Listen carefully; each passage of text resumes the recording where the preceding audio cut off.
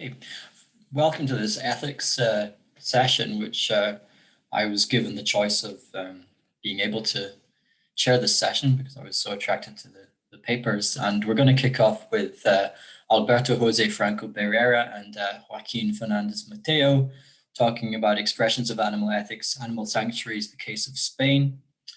Then we'll move on to Josh Milburn, who just sort of stepped in a few weeks ago because we had a withdrawal a few weeks ago. So thanks kindly to Josh.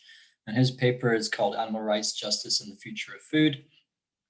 And then we have Vasile Stănescu, who many of you heard last night, speaking on Until Every Cage is Empty, Animal Liberation, Prison Abolition, and the Wages of Humanness.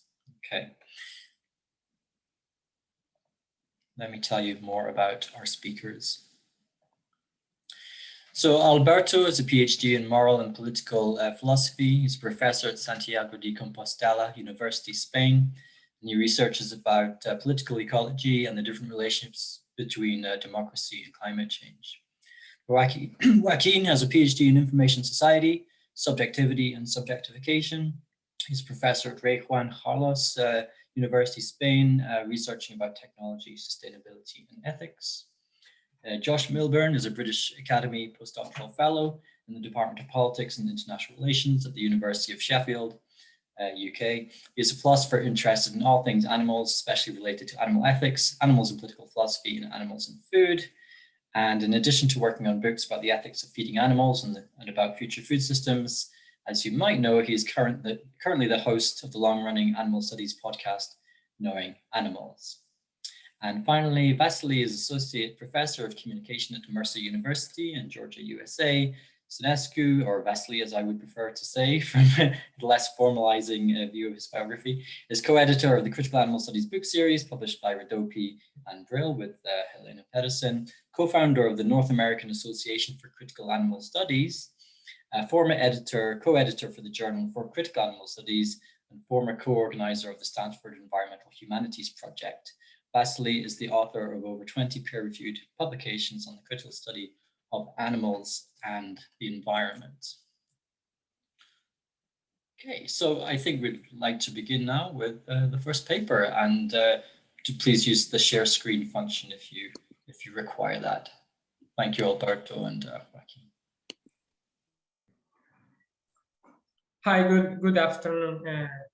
Well, first of all, thanks to the organization for allowing us to present our work at this event, and thanks also to everyone in this panel. At this hour, we are going to talk about the Spanish sanctuaries in a presentation that begins by introducing what brought us here, continue with the development of the theoretical framework of our work, and then we are going to show some results. And now, Joaquín, you can start now. Hi, good afternoon, everybody.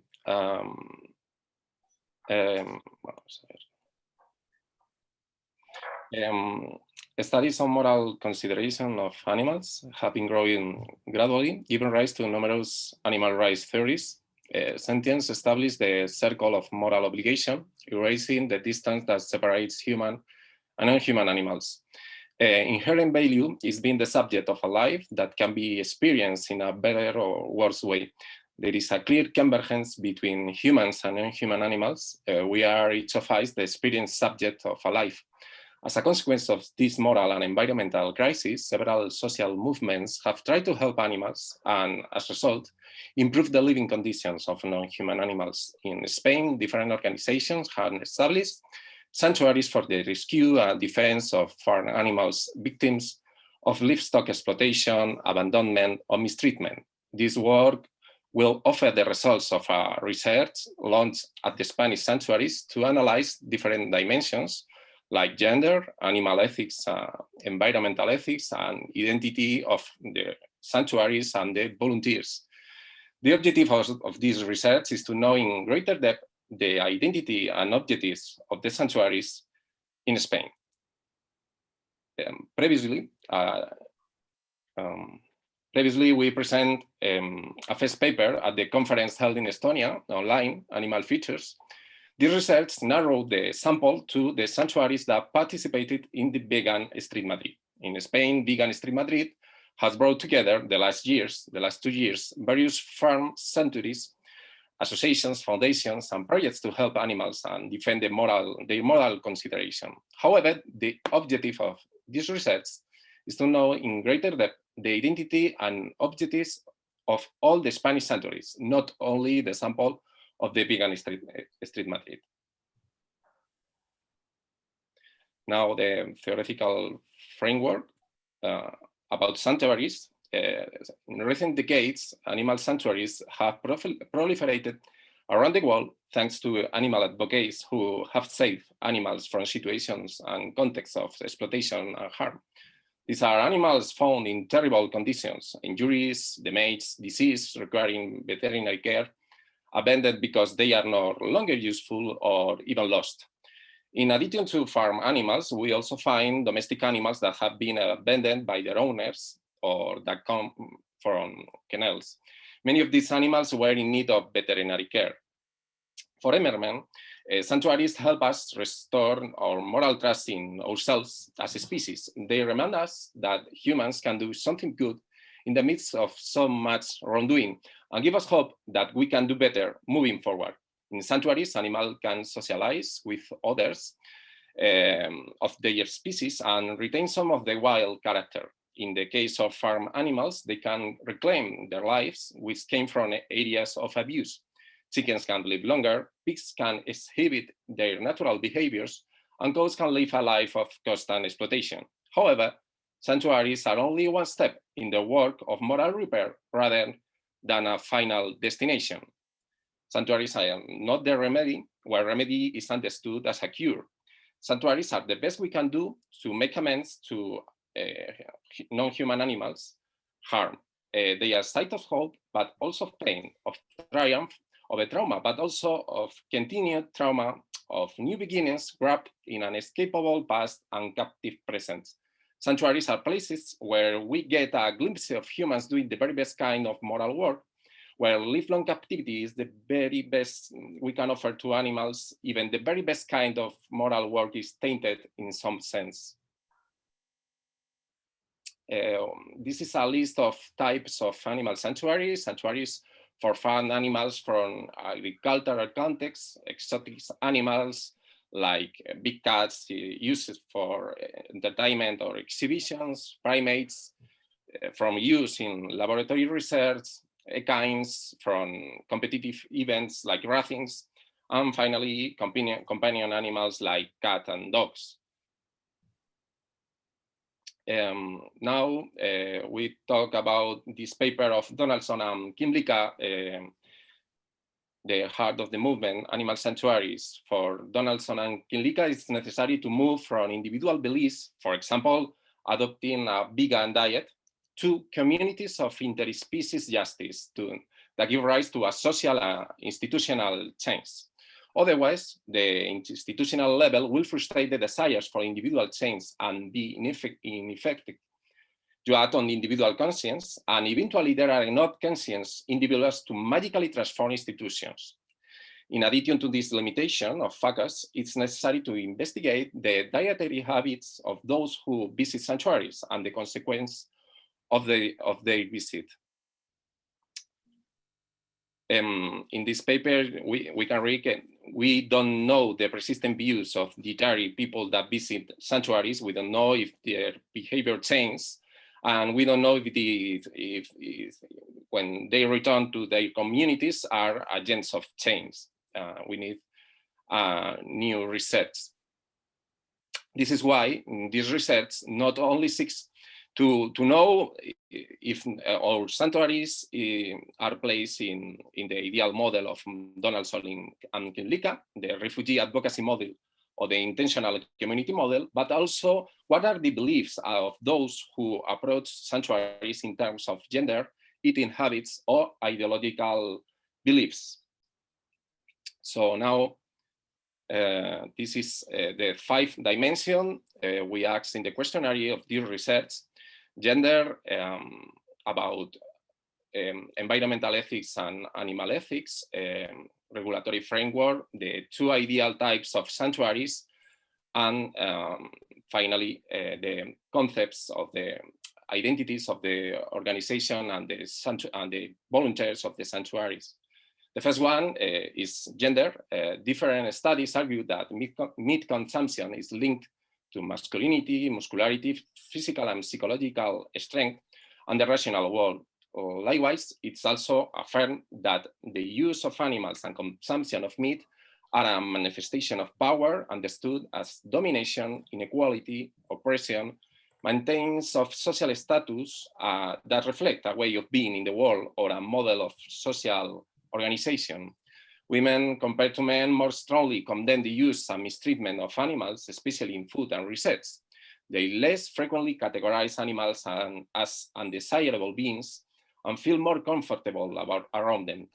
They show a higher level of empathy and emotional attachment to animals and assume more responsibility for the care, and they are more likely to be activists in the animal advocacy movement. In this context, theoretical context and experience, the connection drawn by many authors between feminism and environmentalism and between sexism and speciesism is not surprising.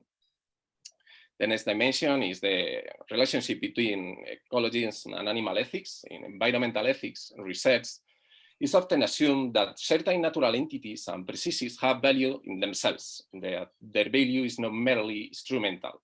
In contrast, animal ethics states that all sentient beings capable of having positive and negative experience as opposed to non-sentient beings, matter, have moral consideration and must be taken into account in our moral reasoning.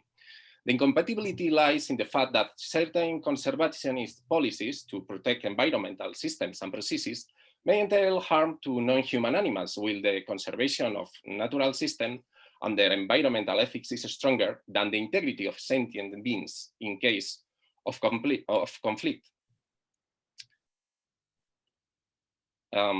For Paez and Faria claim that animal ethics and environmental ethics are incompatible ethical positions. This is because they have incompatible criteria of moral considerability, and they have, at least in some cases, incompatibly normative implication regarding the interests of sentient individuals. The next dimension is the organizational identity of volunteers and the sanctuaries. These three concepts, intersectionalism, affirm that oppression cannot be understood as a sum of factors from which discrimination is generated, race, gender, or class in this case, but these oppressions are lived together and interrelated, generating relations of power that are more complex than a simple sum of oppressions. For speciesism, non-human animals lack moral consideration. Most human beings take it for granted that other animals are not to be respected as members of our own species. And finally, veganism is limited to the reprobation of all use of animals and all products resulting from such use. Vegans are restricted of all vegetarians, refraining from eating or using all animal-based products. According to Donaldson and Kinlicka, there are two ideal models of sanctuaries, the refugee advocacy model and the intentional community model. The first one is characterized by treating non-human animals as refugees in need of humanitarian aid. Meanwhile, through educational programs, participates in awareness raising and advocacy activities in various areas, and also in project focus, above all, on personal experience that leads to veganism and animal activism. On the other hand, the second one is characterized by defending that non-human animals are in the best possible position to decipher how they want to live, while the caretakers can fall in preconceived ideas about what they want or need based on supposed norm of species or about acceptable risks, desirable freedoms, and possible modes of personal growth. And finally, the Spanish regulatory framework, according to our current regulations, sanctuary must be reduced as an intensive livestock farm. We are aware that the application of these regulations does not apply in any way to the needs of sanctuaries and can even harm the non-human animals that live in them. The damage will come from maintenance, documentation, sanitary requirements, identification, even public aids that are only ad hoc only from the perspective of intensive list of farms. So now is the results of this research. It's time for Alberto. I'm going to, okay.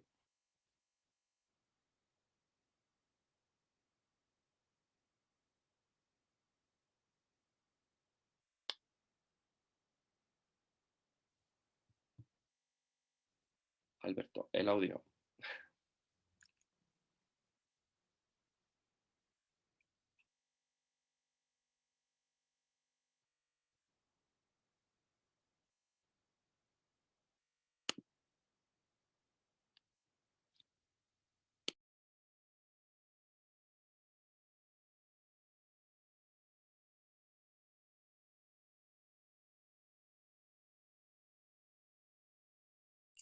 Vale, no, sorry about that. They changed my view. Okay, let's talk about results. Now we sent the survey to all 26 Spanish sanctuaries. Of these, 13 answered. No, 5 sanctuaries were willing to answer it, but for various problems they have not done it yet. And these problems are related to daily jobs at sanctuaries, no? Such as taking care of medical problems of the non-human animals. Moreover, some of the answers arrive outside the deadline established precisely, but issues like taking care of the non-human animals, no? But in short, with this, we want to emphasize at the beginning, we want to emphasize that the work is still open, and we hope that in the not too distant future, the sample can be significantly expanded. Okay. Okay, we asked about gender. As can be seen on the screen, of the question of this topic revolve around the particular situation in each sanctuary. It is clear that in most of them, the participation is mainly female. Beside this answer, we got like 2 different more responses, no?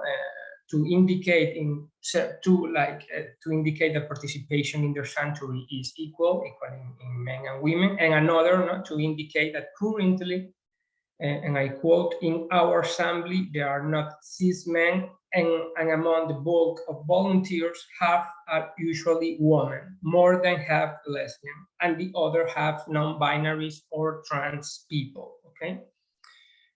And the other questions in the gender section consider whether the administrator has agreed or not with the studies that affirm that the percentage of women concerned about animal issues is higher than that of men. The answer, for the most part, confirm the maxim and add, despite being much greater the number of women, the visible faces are not usually them. No? We only have like 1 discordant answer to affirm that the sanctuary is not intersectional, and that they are not in that. Next block addresses the relationship with environmentalism. In fact, no, the first question asks precisely about the type of relationship that the administrator of the sanctuary believes that exists between environmentalism and animal ethics. No? On the screen, you can see the answers. For the most part, the relationship depends on the context. No? And the second questions revolve around on why they think of environmentalism in relation to sanctuaries. You can see how the response moves away from a certain literature of confrontation between the 2 movements. And also, we believe that this intensifies if we add several answers from the category others, no? For the category, from some things they can be helpful, and for others they can be troublesome. No? Alberto, for 5 minutes, thank you. Okay, yeah, we have answers that follow that line, but specify and precisely what it can be problematic. No? For example, answers like they can be allies according to the degree of involvement, or it is difficult to find alliances to work in common, but possible. No? In the third block, we asked about the identity of the volunteer of each sanctuary. We wanted to know if these are intersectional anti-speciesist, but with sympathy towards animals or any other category. Most of the responses stated that intersectionality prevailed among their volunteers, although diversity of ideas and behaviors is present, obviously. No? Next block asks about the sanctuary model, and as I already mentioned, no, we follow Donaldson and Killica model because we consider that this is most complete if we account the reality and what it should be. We believe that these questions presents doubts about the data on the screen for two main reasons. First, we don't know how familiar the various sanctuaries administrators are with these models. And second, the idea will have been to visit each of the sanctuaries and make a more independent evaluation, but due to COVID-19, it was not possible yet. No? It is true, however, that in their respective web pages, many of the sanctuaries define themselves as a place of refuge for non-human animals. Last but not least, we asked about the existence or not of law, regional or state level, that somehow favor or at least not torpedo the action of the sanctuaries. Well, we think that this graph speaks for itself. No? Some comment on these specific issues are no, we don't exist, or no, there are not even regulations about us, or even they do not favor anything. No? That is, you can see here some of the reference that we use, and that's all. Thanks for your attention. Thank you very much, Alberto and Joaquin. This follows on. Before lunch, I was in a session which also had some papers on sanctuaries, so this really follows on nicely from this. Okay, we'll move swiftly to Josh Milburn. Thank you, Josh. Thanks. Let me see, how do I share this? There we are. Can you see that? It's starting to share. Yes. Well, I'll just, yep, super, thank you. So hello everyone, so much for coming along to hear this. I'll just start my timer so I know where I am. Let me just start by introducing myself. So as was said earlier, I'm a philosopher by training, though I now sit in a politics department. And I will reflect a little bit in this presentation on where that situates me in relation to critical animal studies.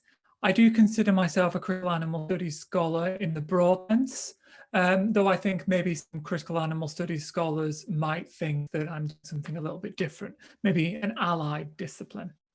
I would describe myself as an animal ethicist, though. Now, as was also mentioned, I came into this conference a little bit the last minute. So what I thought I'd do, rather than give a traditional paper, like a peer-reviewed journal article, for example, or work in progress, I thought I'd introduce you to some of the questions that are interesting me on my current research project. So what I'm essentially doing is introducing you to new school. There are a lot of details that I can't go into, and I'm happy to talk about them in the Q&A. And also, just again, a quick shout out to Knowing Animals. Some of you may know my voice, as I've recently taken over the podcast from Siobhan O'Sullivan. If you don't know Knowing Animals, I strongly recommend you take a look. It's a way to keep up to date with current work in animal studies, and it's useful teaching research as well. Okay. Josh, can you make sure you're speaking quite close to the microphone, please? Because I think some people might be having slight issues hearing you. Yeah.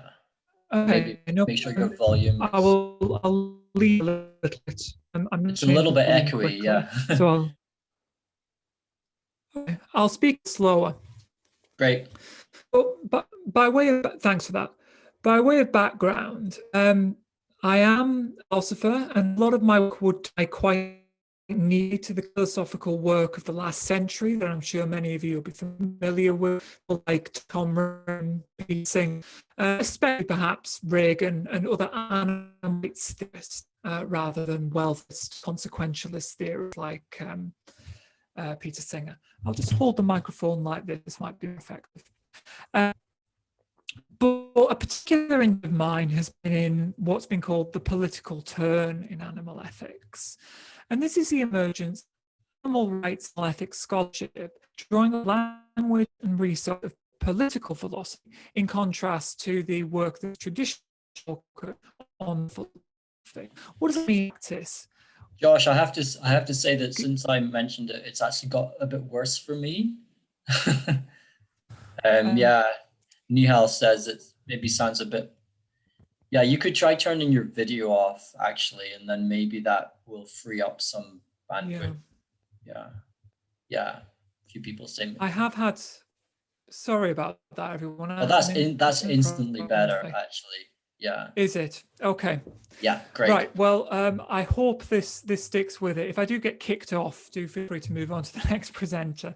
So anyways, we have this emergence of political philosophical work looking at animals. So it moves from questions saying things like, well, should I as an individual be vegan? What is the moral status of this animal? To questions about how we include animals in our political decision-making processes and what justice tells us about our relationships with animals. A key theme that has run through the political turn, and certainly in my own work, is a reliance upon the liberal tradition of political theory. Now, the three books that I've included on the screen here, I'm sure many of you will know some of these. Alistair Cochrane's Sentientist Politics, Martha's Boundaries of Justice, which was published a while ago now, I think about 2006. And of course, Donaldson and Kimlicker's Zoopolis. These are all in their own way liberal theories. Now, I realise that for critical animal studies scholars, rights theory and liberal theory can raise some questions. So rights theory, I understand to simply mean pointing out certain kinds of things that cannot be done to animals, certain lines that should not be crossed. And in particular, when thought about in a political context, rights theory points towards the kinds of lines that should be policed, literally policed perhaps, by the state. Okay, these are things that the state should be protecting animals from, but also on the flip side, providing animals with, if we're talking about positive rights. And similarly, critical animal studies might be quite worried about liberalism. Now, I realize that liberalism can be a bit of a dirty word in some courts, but I understand liberalism to mean simply something like this. Liberal theory says that the state's primary responsibility is protecting people from harm, secondary responsibility helping them when they're in dire need. But what it should mostly do is leave people to live their own lives. And the significance of that in the current context will become clear in a few seconds. So although I think that perhaps critical animal studies scholars wouldn't necessarily use this terminology, I think often it's this points towards concerns that they're going to have, and I'll reflect on that a little in a second. So here's the current project. It's called Food, Justice and Animals, Feeding the World Respectfully. And it's part of, I'm writing this book as part of my postdoc here at the University of Sheffield. So a starting point of this project is that animals have rights. I borrow from the likes of Donaldson and Kimlicker's Zoopolis, and rather than spending a lot of time arguing that animals have rights, I'm interested in exploring what that would mean, what a future in which animals' rights were recognised and respected might look like. And in particular, I'm interested in what the food system of the future might look like. Now, a traditional assumption, and this is something you see very strongly in, say, abolitionist theory of, say, Gary Francione, a traditional assumption is that if animals have rights, then the future food system would be a vegan food system. And I'm interested in exploring whether there might be an alternative possibility. And the first thing I want to say at this point, I'll come back to this at the very end, is that this is an ideal theoretic project. Again, in the tradition of liberal political theory, often we start with ideal theory being identifying a target that we have to aim for. What would a just society look like? And once we have a clear idea of what we should be aiming for, then we can move on to what's called non-ideal theory, which explores how we get there. Now, I do non-ideal theory in other work, but this work here is a little more ideal theoretic. So the first chapter of this book is called The Trouble with Veganism. And again, I want to stress that I'm talking about vegan food systems here, not vegan choices for individuals. Now, you might say, well, what am I doing as an animal rights theorist criticizing the possibility of a vegan food system? Let me be quite clear. I'd certainly think that a vegan food system would be far, far preferable to the current food system that we find ourselves with in many, many ways. However, I think that there is a possibility, or we should at least be open to the possibility, that there is a non-vegan food system which might be preferable to a vegan food system. And the trouble with veganism comes from, well, two sides, but a range of different reasons. I've listed them at the bottom, but I want to focus in on the first one. There are reasons we need to be worried about a vegan food system as liberals, if we are liberals, and as animal rights theorists and advocates, if we are animal rights theorists and advocates. But I want to focus in on the first of these that I've put in bold.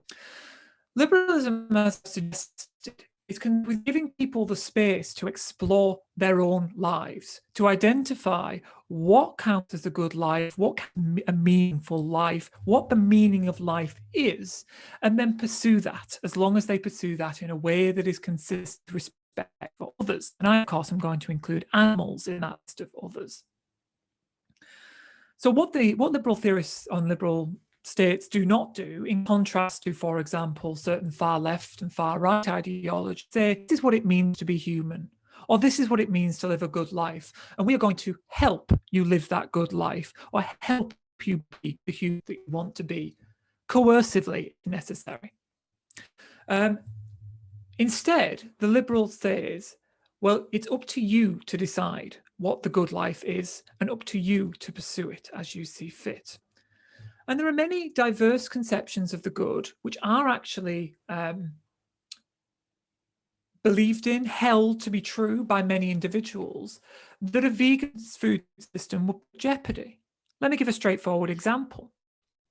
Foodies see their good life tied up with experiencing intense and diverse food practices, genuinely believe that a vegan food system may be less able to provide them with these things. Also, forms of interpersonal relationships. Our familial and friendship relationships are often central to our understanding of the good life. But particular relationships are, say, hypothetically, my relationship with my dad might be put at jeopardy by the prospect of a food system. It might be that my relationship with my dad depends upon us going to watch football games together.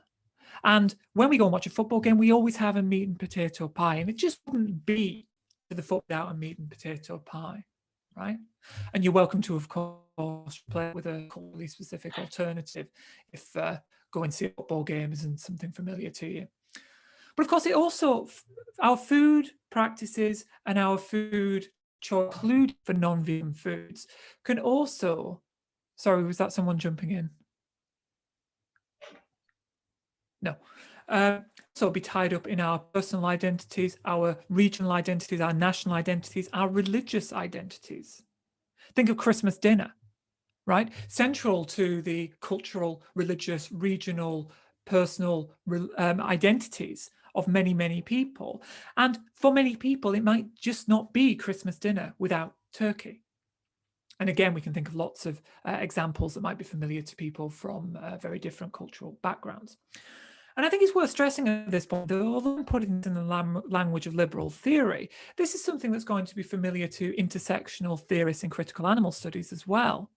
As many of the identities that are put at jeopardy by the prospect of a vegan food system are the identities of those already very marginalized. Racial minorities, for example, cultural minorities of various kinds, religious minorities, right? In many cases, these people identify with cultural, personal, religious, etc. identities through their food practices. They hold to the identity through their food practices. And these can be food practices that are not at all vegan friendly. So that gives you a flavour of that first concern with veganism. I'll just see the others. Second of all, we've got these traditional concerns of food justice. There are always raised, and we might about the prospects of a vegan food system being able to realize the duties that we have of food in relation to feeding the hungry, in relation to ensuring food sovereignty, and so forth. But we've also got concerns from the animal rights direction. We've got legitimate, I think, concerns about the fact that arable agriculture causes harm towards animals. And we also have concerns, and this is something I borrow directly from Donaldson and Kimlicka. They use it as a way to critique the abolitionist theory, but I think it could be turned around upon them as well. There's a very curious point that a lot of animal rights theorists seem to be concerned with liberating animals by ensuring that they no longer exist. When, if we're concerned with finding a place for animals, we need to literally find a place for them. We need to ask, what space do we have in our hypothetical society for animals? And it could be that they find a happy place, a good place, reimagined non-vegan food system. Here's what I conclude from this, these explorations. I conclude that we have good reasons to be interested in the non-vegan system, even if we buy into the idea of animal rights. And if we can identify an animal rights respecting, yet nonetheless non-vegan food system, we might have good reason to favour that even over a vegan food system. Of course, I just said that we have good to look for one and potentially favour one if we find it. The bulk, I'm going to go over this next part a little more quickly. The bulk of the book is given over to that there might be an alternative to a vegan food system that nonetheless respects animal rights. Well, I explore 3 pillars of such a food system, 3 ways that we could source animal product while nonetheless respecting animals' rights, or potentially respecting animals' rights. The first of these, represented in the middle picture, concerns non-sentient animals. Non-sentient animals are animals who are unthinking and unfeeling, and on many contemporary animal rights views, in my own, they are not the beings who have rights, just as ants do not have rights. Or it seems they are, our food systems go fair game. Now, there are lots of animals who may not be sentient, including this category. Honeybees will be a food source for many of us, but then also a lot to talk at the moment about insect agriculture as an alternative to paradigmatic forms of animal agriculture. Insects are already eaten in many parts of the non-Western world in large numbers. Raise difficult, interesting questions, and I think there's going to be some different line drawing exercises, but there are philosophical, scientific questions to be answered. Second pillar concerns cellular agriculture, and that's represented by this picture on the left. Cellular agriculture is a catch-all term for forms of agriculture, forms of technological food production, which produce animal products, or indeed animal products, but I'm focusing on animal products, at the cellular of an organism level. That might sound quite technical, but in vitro meat as an example. The idea of in vitro meat is that we can take cells from a living, and of course, let me be quite clear that I think that the fact cellular agriculture seems to need more living animals is something that needs to be taken very seriously. Gosh, that's 5 minutes, please. Yep, no problem. Take cells from a living animal and then other animal-based foods. And on the left, blue, which is a company producing cell-based seafood. And this stuff is commercially available in Singapore, as you will know. There is cell-based chicken for sale in a few restaurants now, actually. It's also available in Israel. And cellular agriculture in other forms, less flashy forms, for example, clean milk is already available in the United States. Also Europe. Well, the more speculative is the possibility of reimagining animal agriculture to ensure that animals are protected. Okay? Obviously, there's going to be, but could we have something like a reimagined egg farm, a reimagined milk farm? Farms in which animals are not just welfare. This is not meant to be some kind of humane farming option, but instead in which the rights are recognized. I think there's been a lot of interesting work recently on the idea of animals as laborers, animals as workers entitled to workers' rights.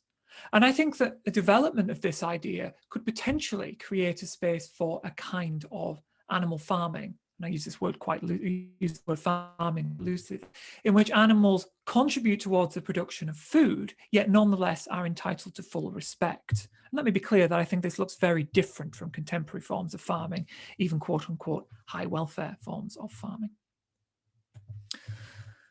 So those are my three pillars. So let me just throw out this bold proposal that I want to make in this project.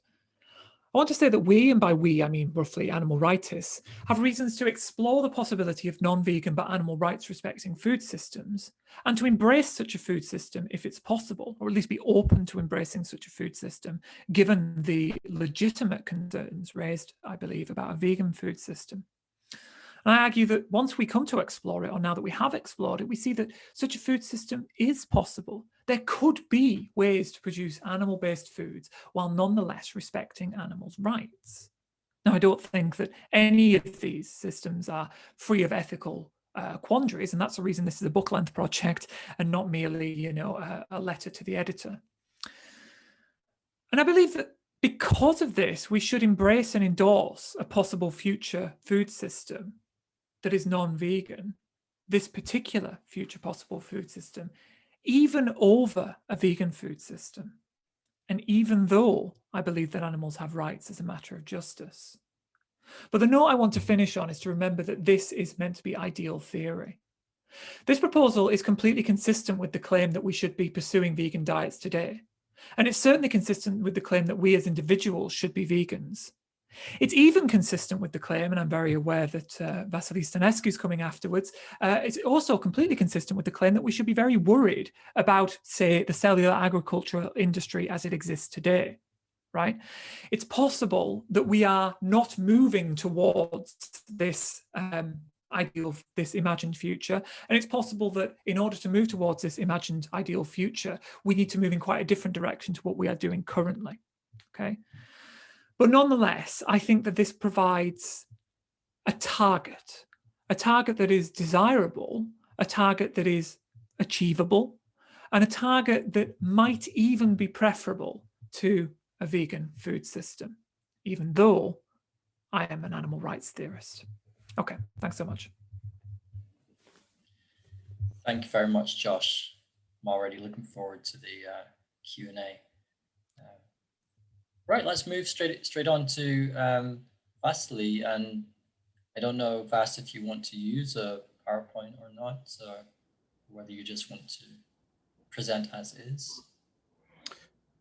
No, I don't have a PowerPoint today. Great. All yours, Vas. Okay, thank you, everyone. Before I begin, just a couple of quick notes. What I'm reading today is forthcoming in an edited volume on critical animal studies and prison abolition.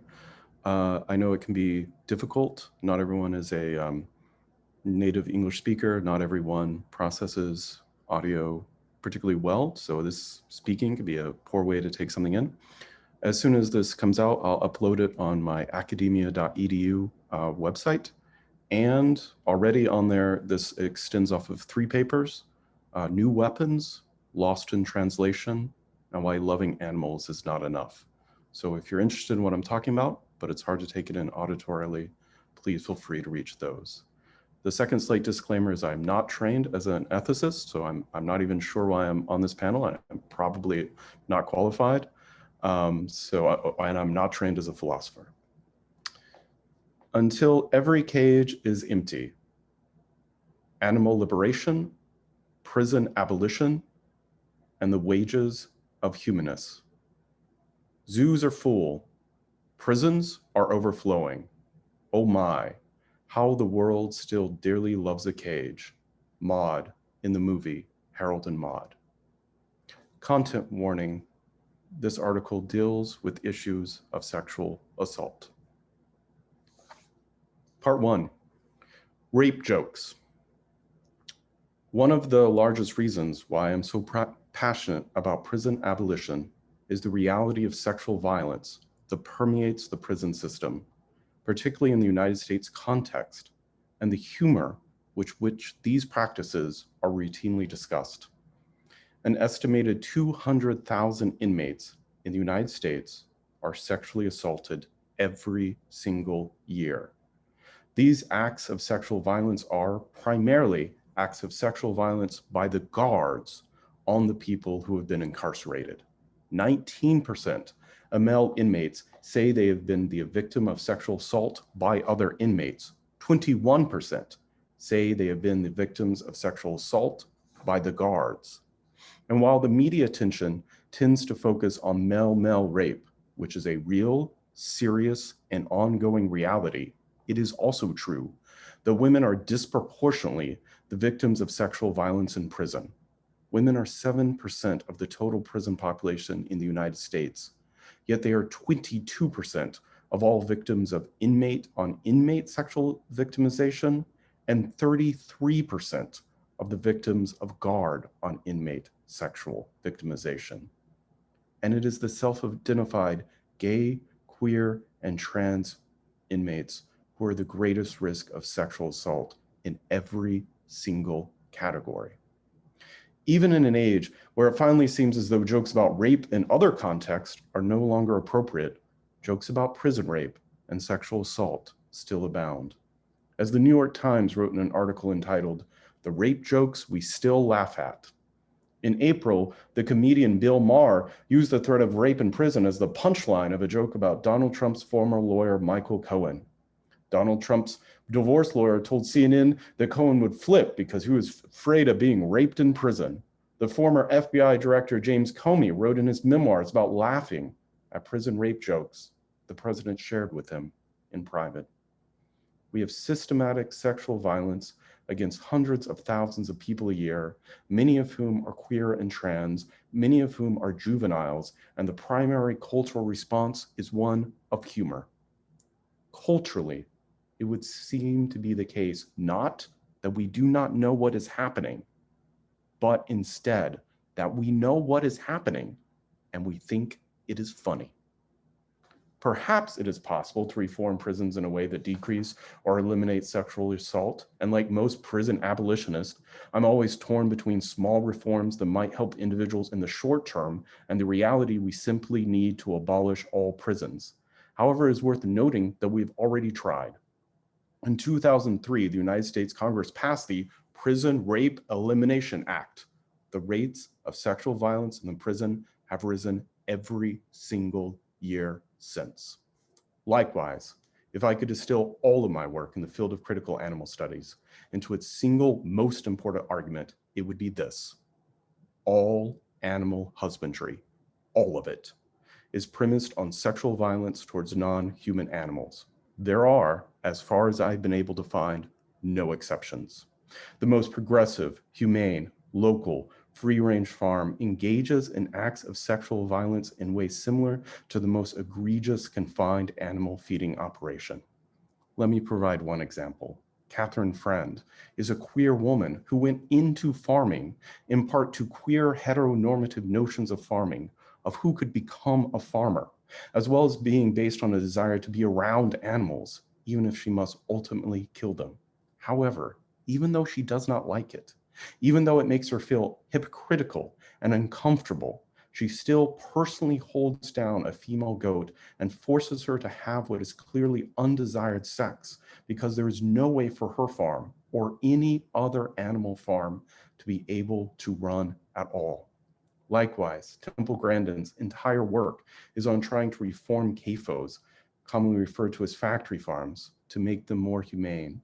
However, she also records multiple acts of sexual violence.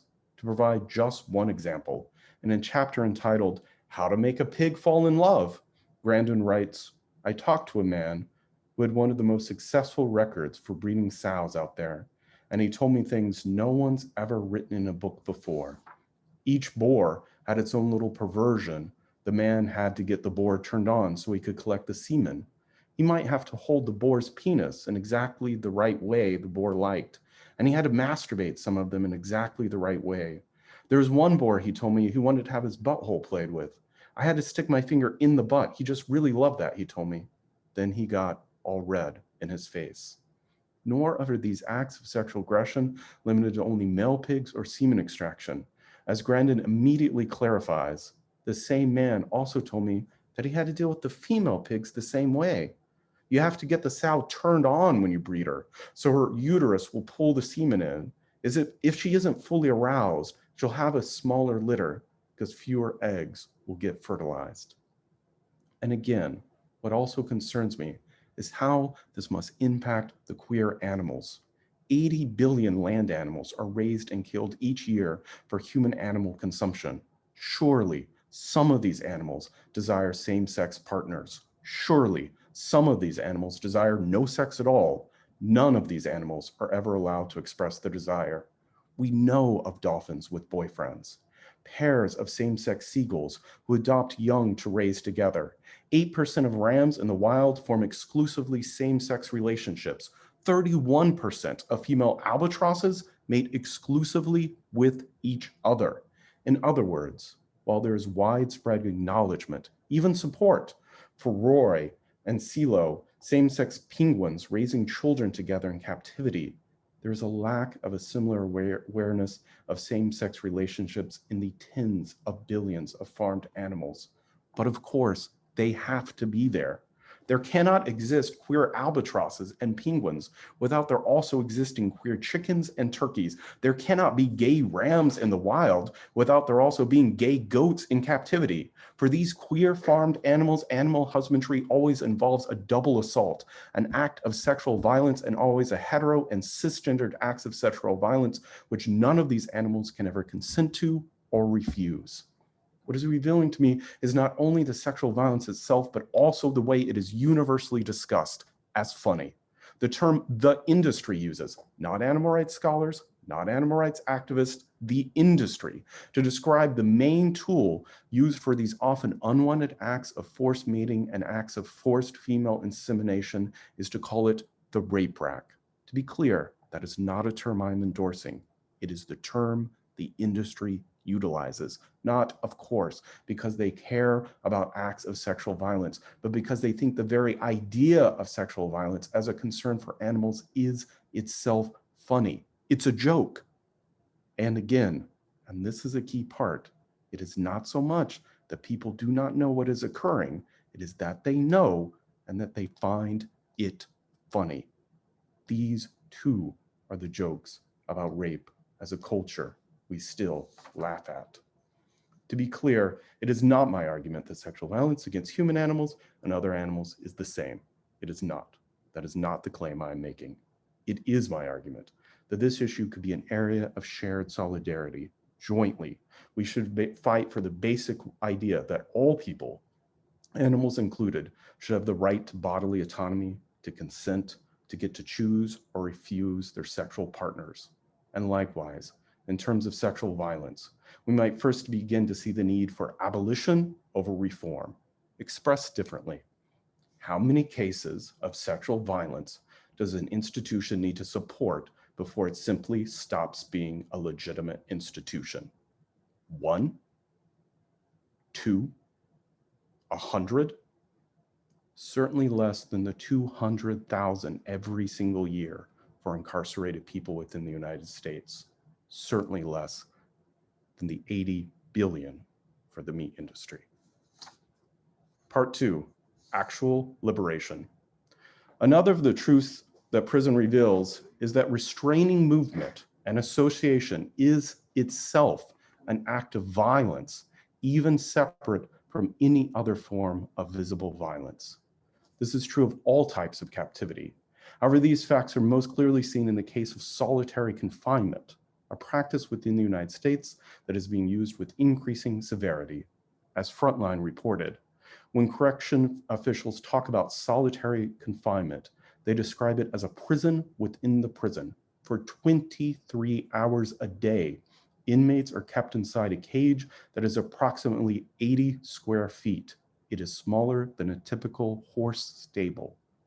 In addition to solitary confinement, the effects of intense prison overcrowding, For example, when the Supreme Court in 2011 cited California for prison overcrowding, they did something unique. They included photos to highlight how bad the situation had become. According to Newsweek, one photo was, quote, shows 2 cages the size of telephone booths. California locked suicidal prisoners inside such cages when there were no available beds in mental health facilities. Kennedy's opinion referenced a prisoner who was held in such a cage for 24 hours, standing in a pool of his own urine, unresponsive, catatonic. However, even after the Supreme Court case, prison overcrowding has continued. People might argue that it's possible to reform such practices, that one could imagine prisons without solitary confinement, that it might be possible to reform prisons to lower the rate of the prison population. However, again, it is important to note that such reforms have already been tried. Humanitarian reforms of the prison industrial complex, such as home arrest and ankle bracelets, have not decreased the number of people in prison, nor offset the amount of suffering such incarceration entails. Instead, it has grown in a parallel fashion with the traditional prison system. In other words, such reforms do not trade off or mitigate the original system. Hence, we witness the rise simultaneously of more people incarcerated in ever more draconian conditions, with more examples of solitary confinement and more prison overcrowding, in perfect parallel with the new rise of reforms of probation, tracking, and home arrest. Likewise, from Peter Singer's famous text, Animal Liberation on, animal advocacy has focused on what is referred to as confined animal feeding operations, CAFOs, factory farms. As the word confined and the name would suggest, much of this critique has focused on the acts of solitary confinement and overcrowding. For example, the majority of pregnant pigs are kept in something called a gestation crate. It is a metal enclosure exactly the size of the pig. They are kept exclusively on hard metal slats. There is no bedding. There is no contact or touch with any other animal. Likewise, while all farmed animals in CAFOs experience extreme overcrowding, egg-laying hens experience the most suffering. They spend their entire lives in what is termed a battery cage. It is the size of a single sheet of printer paper. It contains over 8 birds. Again, some argue that it's possible to reform animal husbandry, to remove these types of confinement and this overcrowding. However, it is important to note that such reforms have not worked.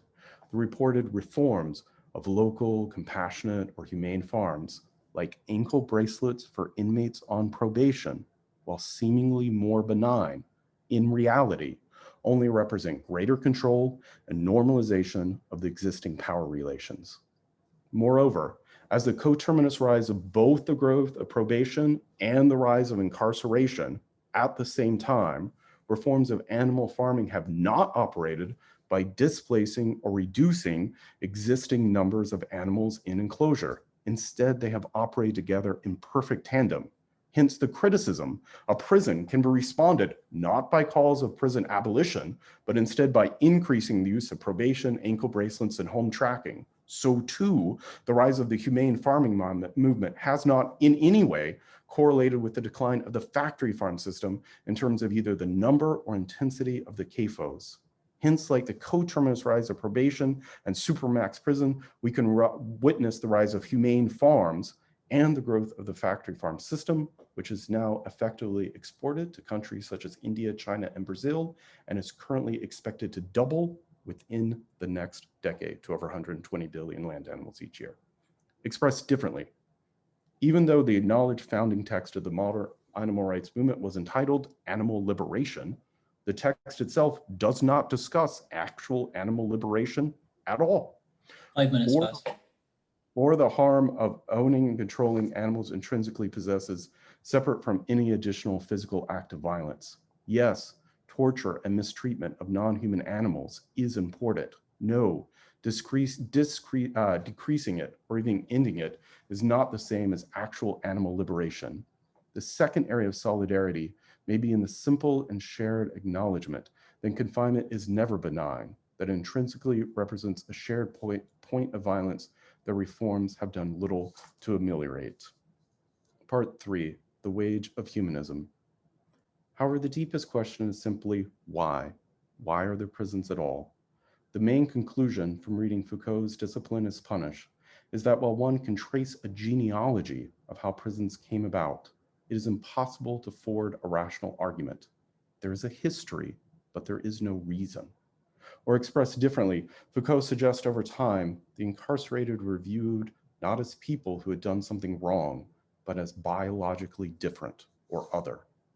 In the United States context, such biological separatism has been fueled specifically by racism and anti-Blackness. Fears around race and anti-Blackness helped to fuel prison populations in the United States. Due to a loophole in the 13th Amendment, which ended slavery except for cases in crime, modern-day slavery, primarily of Black people, is still legally allowed if they have first been convicted of a crime. So too, I believe we have to start seriously asking the question, why do we have animal farms at all? Like prisons, CAFOs make no logical sense. Humans are consuming animal products at rates never seen before in human history. It is destroying the planet, and everyone, including humans ourselves, will be impacted. Increasingly, I'm drawn to the belief that animal cages, too, are based on a kind of fear of the other, what W.E.B. Du Bois refers to as a psychological wage of whiteness, a psychic pleasure experienced in feeling superior to others. In essence, Du Bois' argument is that while it may not make monetary sense for the white working class in the South to support segregation and policies against African Americans, they did so because of a different kind of wage, a wage of whiteness, a pleasurable feeling they experienced imagining that they were superior to others. So too, I wish to suggest a similar kind of psychological wage underpins at least part of the reason that human animals support violence against other species. Again, I'm not arguing that anti-Blackness is the same as speciesism. That is not my argument. It is my argument that increasingly I've sought the writers of anti-Blackness to try to understand why people seem to be drawn to irrational and illogical rituals of violence. The answer I'm most convinced by is that some humans derive a kind of pleasure from it. From dogfighting to cockfighting to big game hunting to acts of cruelty towards individual companion animals, people are violent towards animals because at some deep and fundamental level, not out of a need for food or protein, but because they enjoy it. Allow me to end with a personal story to highlight this point. Several years ago, I had a neighbor who had a guard dog who was kept outside all the time, rain or shine, hot or cold, with a single large metal chain around his neck. For his entire life, the only space the dog got to move in was the space of the chain. One day, the dog passed away. I long tried to understand this treatment. There was no apparent reason for it. It was not for food or protein. The house would have been just as guarded if they'd ever allowed the dog indoors, perhaps more so. All I could figure out is that the neighbors simply wanted to keep the dog outside all the time. It provided them a kind of pleasure. It provided them at some level and in some way a wage of humanness. They were the ones who could come and go. The dog was the one who always had to stay put. And here we return to the jokes. I do not believe that it's purely coincidental that there are certain groups for whom rape jokes are still funny. A joke is an act of pleasure. It is a daily enactment of a ritual that these living beings, these people, are not us, are not people, and their suffering exists only for our pleasure.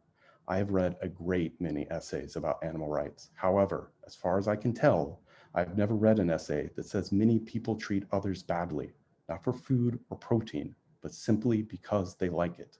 It provides them a wage of humanness. Frank Wilderson argues that prison abolition will never work until we address the fundamental anti-Blackness that underlines it. I would likewise argue that the abolition of animal agriculture will never work until we address our anti-animalness, this wage of humanness. Expressed differently, Angela Davis, who is both vegan and supports prison abolition, has argued that what fighting to abolish prisons forces us to do is to change our imagination. We must give up a belief in the space in the world where we can put people who no longer matter. We have to imagine everyone as still us. For Davis, A prison does not represent a structural institution that can be improved or reformed. It represents a subjecthood and a way of viewing the world, which can only be changed if the artifice that produces a subjecthood is abolished. While others might see prison abolition as utopian, Davis argues it is in fact the only and actual practical solution. Only fighting in abolishing prisons completely will be forced to let go of the idea of the prisoner as a biological and racialized other. The same, I would argue, about the abolition of all forms of animal husbandry. Only by imagining the abolition of all forms of animal farms are we forced to confront our subjecthood of what constitutes an animal. It forces us to imagine that animals do not exist for our use or our pleasure. As in prison abolition, it forces us to give up in the belief of animals as biologically other. While some may see it as utopian, I believe fighting to reform all forms of animal agriculture is the only practical solution. What we need in both cases are not larger cages, but no cages at all. Thank you.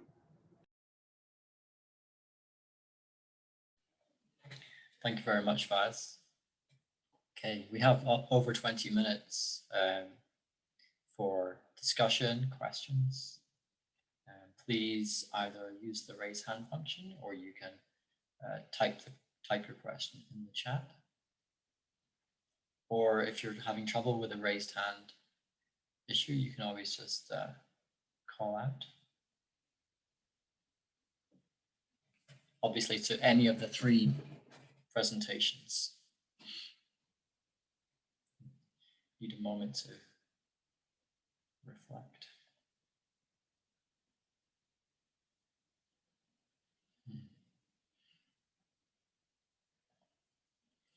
And everybody feel free to turn on your video now if you want to.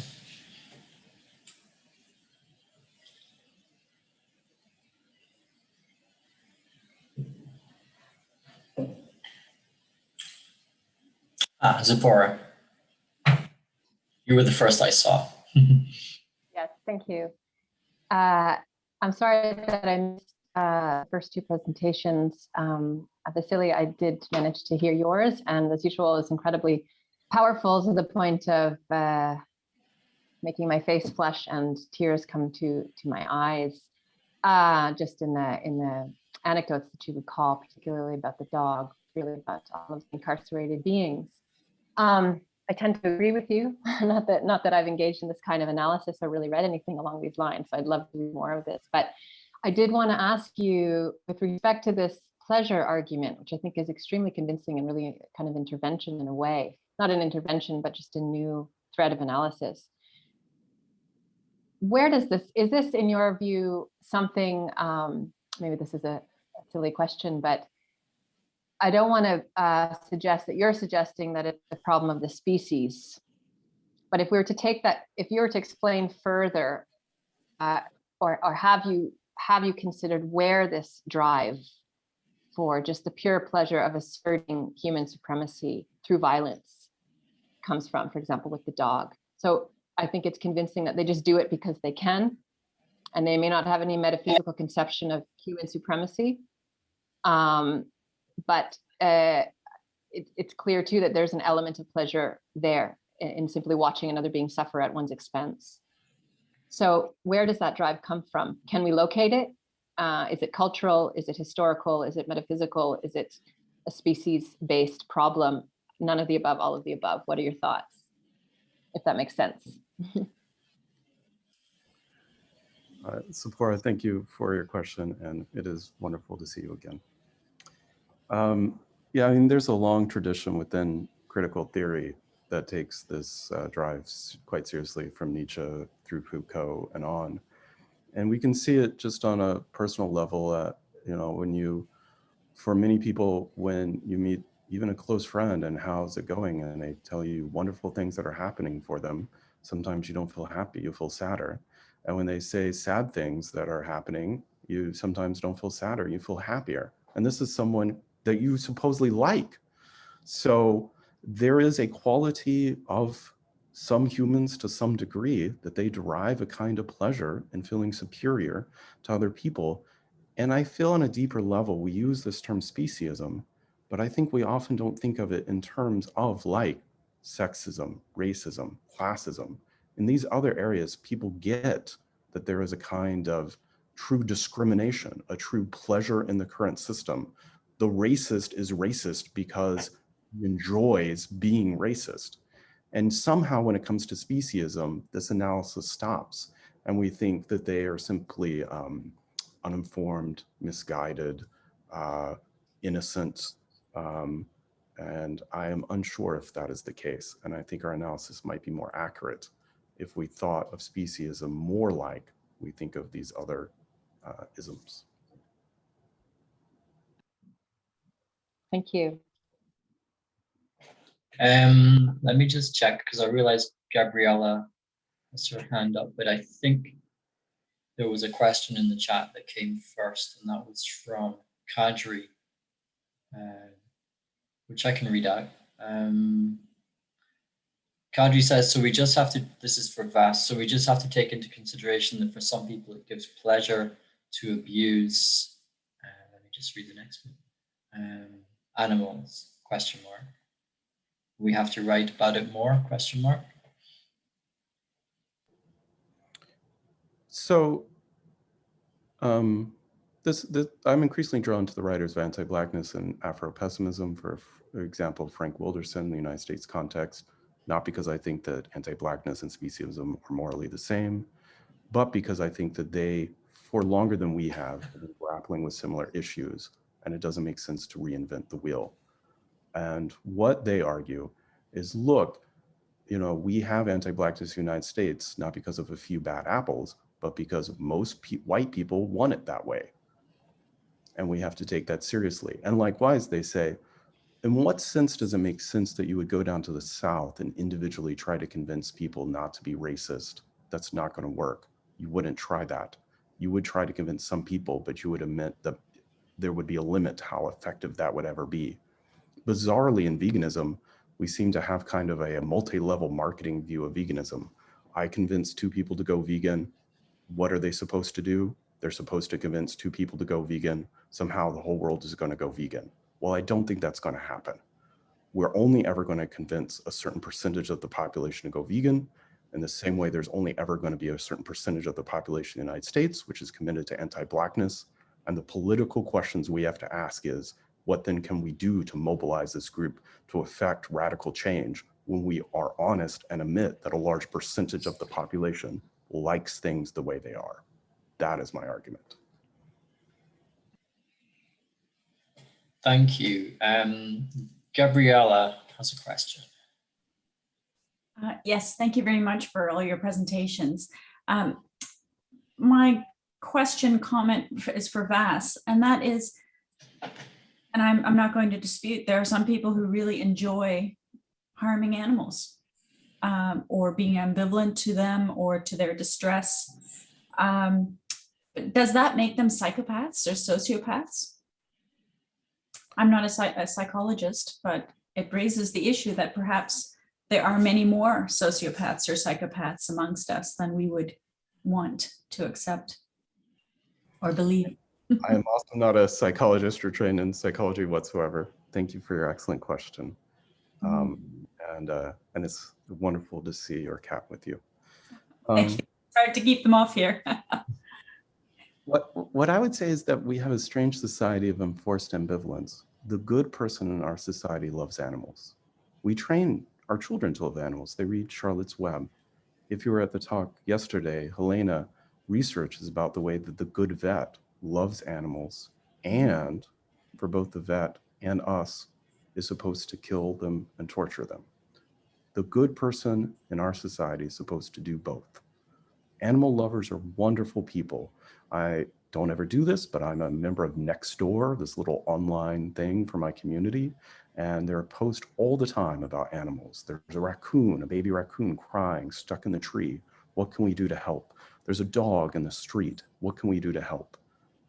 But everyone in this Nextdoor is eating meat. Many of them are hunting. So they love animals and they kill animals simultaneously. And that is the weird kind of ambivalence that everyone is supposed to have to be a good person. And if I could just ask a quick follow-up there. I think just about everybody on this talk is asking, what would it take for people to change?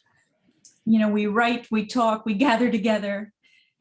And you would think that COVID might have been the what it would have taken for people to make changes. And I'm sure for some of you, life has returned or is returning to the way it was so quickly. In the UK with mad cow disease, a lot of people became vegetarian at least, and some became vegan for a period, and then returned so quickly to their previous habits. So that question of what would it take? It's a rhetorical question, I suppose. We're all asking that. Well, let me throw my answer and then open it up to the rest of the panel, and they may have better ideas than I do. I think that is exactly the answer to ask. I think we need new answers than we currently have. I think it is remarkable how terrible things have gone and people still refuse to question speciesism, and we have to admit people's commitment to it. You mentioned COVID, you mentioned mad cow disease, also climate change. Even people, climate scientists, will publish papers where their conclusions, and Richard knows more about this than I do, where they conclude we have to decrease meat consumption and still not go there. So people's commitment to speciesism is remarkable. And I think, and this may be an issue where Josh could weigh in on, that we have to have political solutions. You know, the goal is not to change everyone's heart and mind. The goal is to shift the norm of society, where it is no longer the vegan who is stigmatized and out. It is the meat eater who is like, why are you doing this? If you were to ask me, what is the political goal of the animal rights movement? I can't tell you. And while the political goal for other social justice movement has always fallen short, they always had one. So why don't we have a political goal? And I'll open it up to everyone else. Okay. Do any of the other panelists want to come in? Yeah, I'll say something. I'll turn off my video again. I think the COVID example is really interesting, because I think one thing, at least here in the UK, that COVID has shown us is that we are willing to collectively make very stark changes to our lifestyle in order to prevent serious harm to others. And that's fairly encouraging. And I'd like to hope that we can start to tap into that energy to a certain extent. And I think that what Vasile says about what is our goal is exactly right. I think the reality is there isn't an animal movement. There are lots of animal movements. There are lots of different goals. And I think that in order to enact change, we do have to be working from a variety of different directions. So in relation, the reason I'm saying that now is because I think in relation to the COVID thing, the kind of human harm that COVID threatened is the sort of thing that might motivate people to make widespread changes to our lifestyle as shown. And we could harness that kind of idea in order to make changes to our eating patterns, right? So there has been a paper published that says, well, the threat of pandemics is enough to justify banning intensive animal agriculture, right? And I think that there's a very clear argument there. But I would say that we don't even need the pandemic risk in order to identify the serious harms to humans that animal agriculture is causing. I'm using the word causing loosely there because, you know, philosophers obsess about the word cause, but certainly strongly contributing to. So I think that COVID has a mixed kind of revelation. I think we aren't yet at the stage to say whether COVID has what it has shown us and what has changed. Maybe in a few years, we'll think very differently about the impact COVID has had. Thanks, Josh. There's quite a lot of questions now, so I'm going to have to be a bit selective on the grounds of having a fair distribution for the speakers. So I'd actually like to take Brian's question next, which is to Josh, and then I'll be looking for questions for the first paper. So Brian says, please help me understand how animal rights, in quotation marks, can be achieved in your, in quotation marks, non-vegan model if animals are still killed for human consumption. And then Brian just thanks all the presenters for engaging presentations. I'm not proposing that any animals are killed for human consumption. Cellular agriculture grows animal products outside of animal bodies. Oh, okay, right. So I am proposing perhaps that non-sentient animals are killed for human consumption, right? Because non-sentient animals are not right-bearing beings. We have separate questions about which animals are non-sentient, of course, but assuming that there are non-sentient animals, and we know that we're non-sentient living things. I mean, plants are non-sentient, and it's okay to kill them for human consumption. You know, we can't start drawing bright lines and say, well, all animals are sentient, all plants are non-sentient. That doesn't reflect the reality of biological diversity.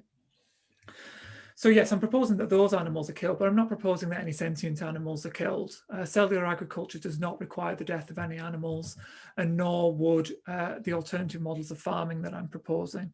So I realize that these alternative models of farming are quite abstract, but think of something like backyard chickens, right? If I rescued some chickens, and I haven't simply because I'm not sure my backyard is big enough, but if I rescued some chickens and they were living happily in my backyard, they would occasionally lay eggs. It's not clear to me that there's any great rights violation taking place if I was to take and eat those eggs.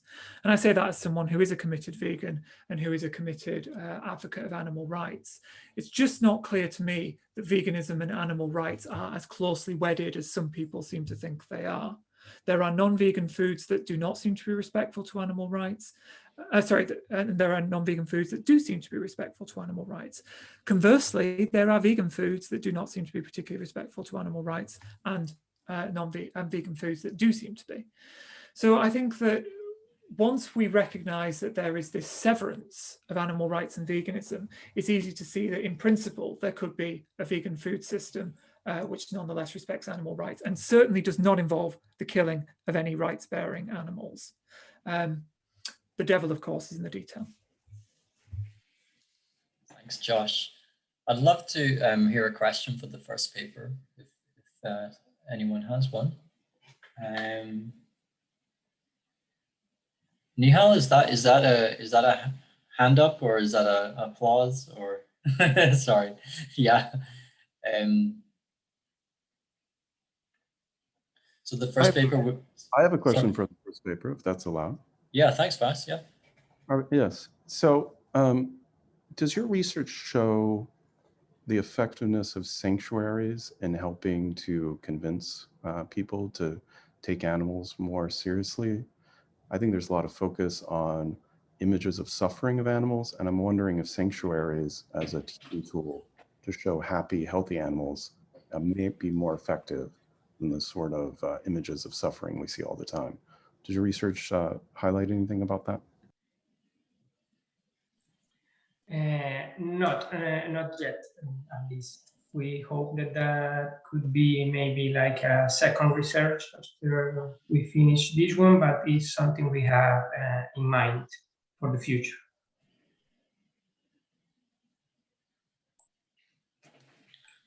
And I would like to say something, if I can, about the thing about the political goal that we talked a few minutes back.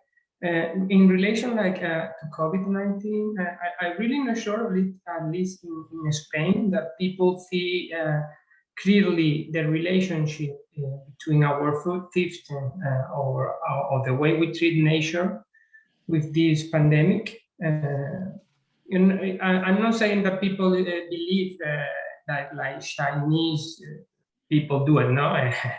But the other relationship, like the not paranoia one, I don't think people thinking clearly about that, you know, because they don't. At least in Spain, I think.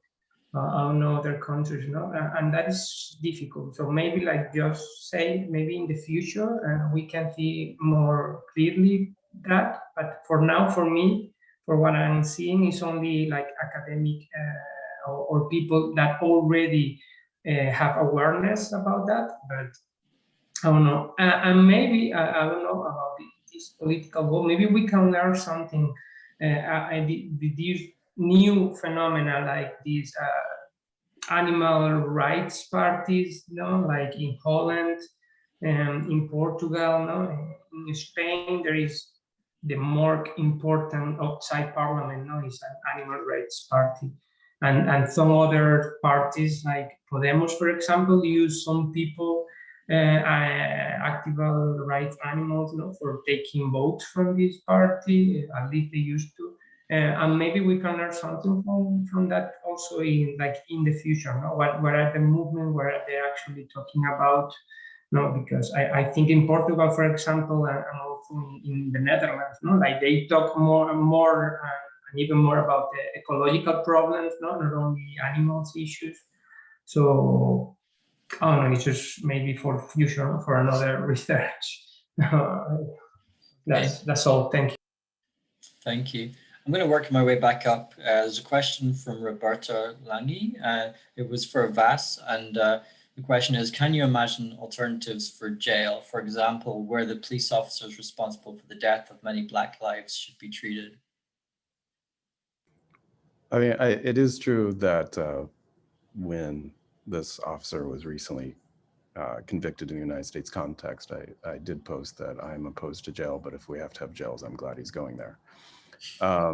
So that would be the one and only context where I sort of, almost thought that was justice. But no, the argument that Angela Davis makes, which I find so persuasive, is as long as we have the concept of a prison, it will create a place where we think we can put people. And she says what is so important about prison abolition is what it makes us have to imagine. And it's like, oh my God, we're gonna have to change the whole society if we don't have prisons. And she's like, that's exactly what has to happen. Like, we have to worry about mental health issues. We have to worry about poverty. We have to worry about all these different structural changes. So the very utopian nature of it is the point. And I think no matter what kind of reform we have, as long as we have a prison, it will always sort of grow and twist to be kind of like a dark space that we can just put people and forget about them. Thank you. There was quite an extended question from Christina. Christina, do you want to speak to that? Maybe express it in a more quicker way? You're muted. You're muted at the moment. Thank you very much for all the discussion and the conference. I have a question about the correlation of the way we treat to animals as society and the way we treat each other and the forms of exploitation of other people and all the forms of exploitation inside society. And there are two things that I have read. The one is in some ancient thinkers like Plato in the Republic. It said that it is bad for their behavior for the people to eat pork. And the Porphyrius, that has translated to contemporary Greek this year, says that the meat eating makes the society even worse. So with the Marxist argument about the production basis and the superstructure, we can see the meat eating and the animal industry. They all think of animal husbandry of the production basis that makes a difference, a bad difference in the whole society. And how this is a question for Josh, and how with and the non-vegan perspective we can achieve that if we see the animal as edible again. Thank you. I'm sorry for the extended question. Yeah, thanks. I think I'll stop my video again. I think those are really great questions. So let me just say a few quick comments about the first part, and then I'll jump to the second part. So with regards to Plato, I was looking at this just a few weeks ago, actually, but Plato Plato's concerns here are very Greek in the sense that he's concerned with bodily harmony. So it doesn't necessarily equate that well with you know, the way we would typically talk about these things in a contemporary context. Porphyry is more interesting in the sense that he tries out a lot of different arguments. So he keeps changing his argument. He's very pragmatic in that way. So some of his stuff might translate a little bit better.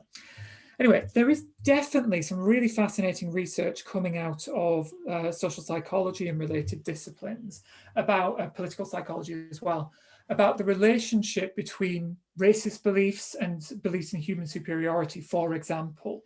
But generally, and I don't think this will be surprising to scholars of critical animal studies, generally belief in superiority in one place correlates to belief in superiority in another, right? And there's been some, there's a wonderful paper written by Will Kinlicker called Human Rights Without Human Superiority. So he wrote a piece in the New Statesman, and that was based on a scholarly article. Anyways, what he's doing is he's responding to certain strands of contemporary human rights thinking that seem to reassert human superiority over animals as a kind of route to human rights and how these are self-defeating. So exactly what you're talking about.